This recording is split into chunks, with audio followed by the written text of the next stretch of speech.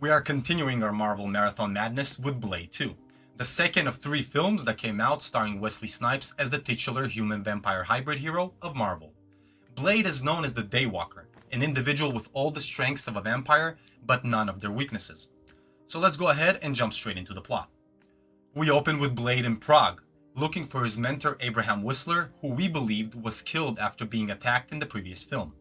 Instead, we find out he was turned into a vampire by one of his abductors, Rush, and held prisoner for 2 years. Blade saves Whistler and manages to cure him. And we also get introduced to Scud, Blade's gifted new technician. We learn that a contagion is twisting vampires into reapers, who are vicious, mutated creatures with a voracious thirst for blood, as well as a highly infectious bite that changes both humans and vampires alike.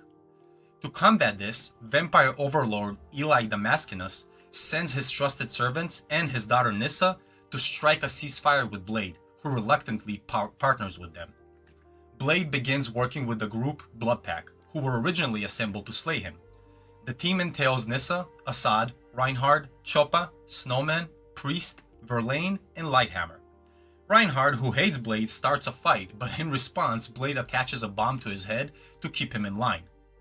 The group investigates a nightclub where they find the Reapers and discover they are immune to most vampire weaknesses. We meet the Reaper leader, Jared Nomak, who arrives and holds Nissa hostage. He asks Blade to join him, citing their shared loathing of vampires. While Priest is bitten and put out of his misery, Lighthammer is bitten but hides it.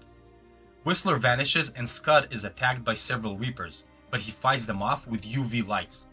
Blade and Nomak engage, but Blade's weapons turn out to be ineffective.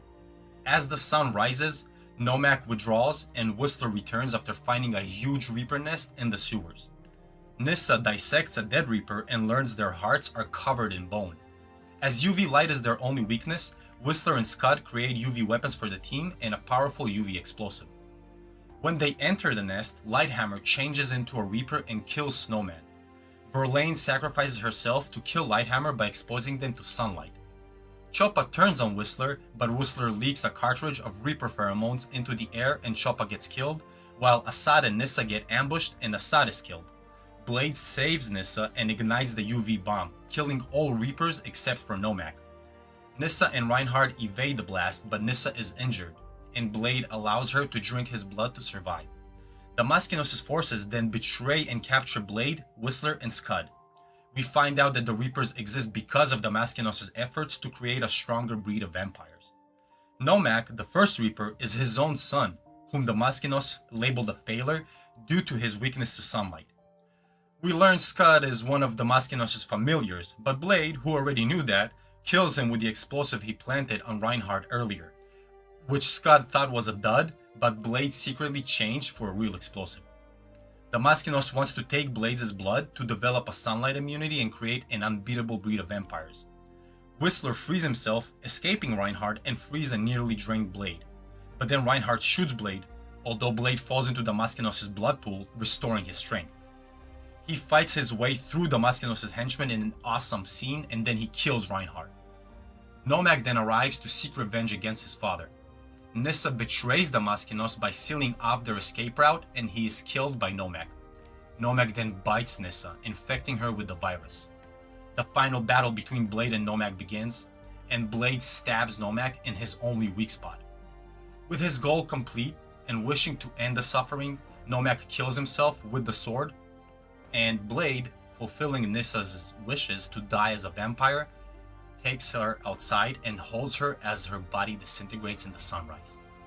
Sometime later in London, we find Rush in the club booth waiting for his next victim, but he is instead intercepted by Blade, who kills him.